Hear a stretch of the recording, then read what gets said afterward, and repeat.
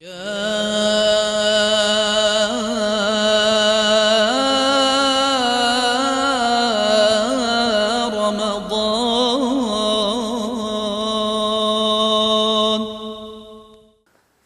مبارک رمضان رحمتوں کا دسترخوان ہے۔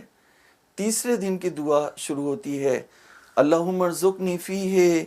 الذہن والتنبیہ وباعدنی فیہ من السفاہۃ والتمویہ واجعل لی نصیبا من کل خیر تنزل فیہ بجودک یا اجود الاجودین۔ اس دعا میں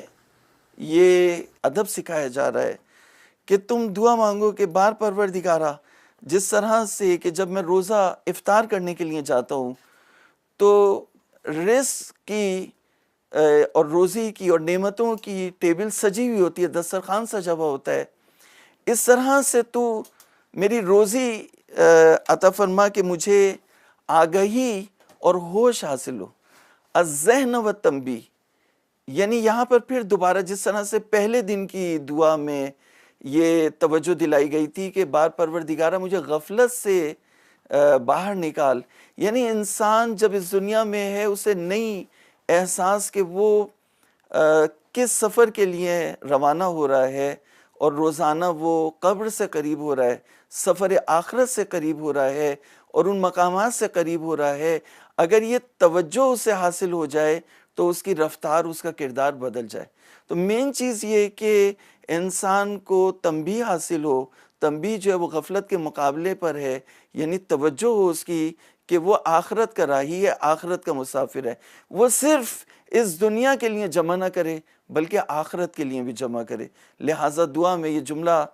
بیان کیا گیا کہ اللہم ارزقنی فیہ الذہن والتنبیہ، بار پروردگارہ مجھے ہوش، ذہانت اور توجہ آگہی عطا فرما۔ وَبَاعِدْنِ فِيهِ مِنَ السَّفَاوَةِ وَالتَّمْوِیہِ، اور مجھے بے راہ روی سے اور جہالت سے، ناسمجھی سے مجھے دور کر دے۔ انسان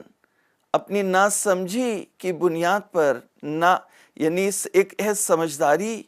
اور ایک ہے جہالت اور سفاہت۔ انسان بسا اوقات جذبات میں آ کے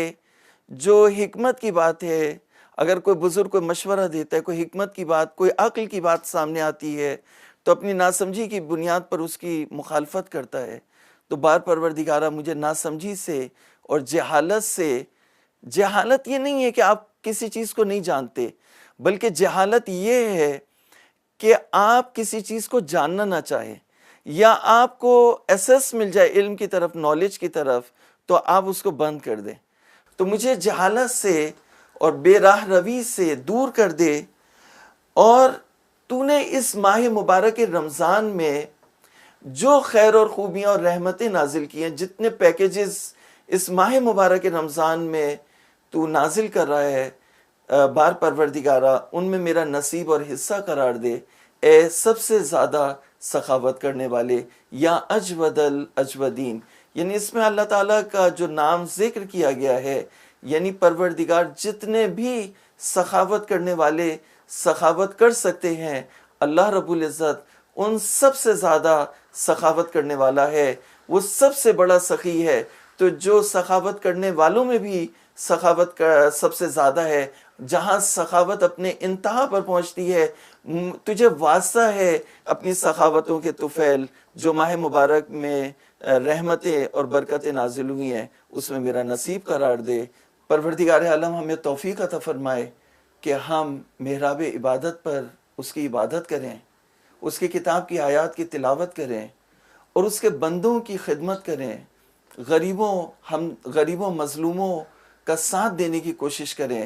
اور ظالموں کے خلاف ہو جائیں، اور اس منزل پہ آ جائیں کہ ہم پروردگار ہمیں اپنی رحمت کے طفیل اپنی کتاب کی آیات کی تلاوت کرنے کی توفیق عطا فرمائے۔ والسلام علیکم ورحمۃ اللہ۔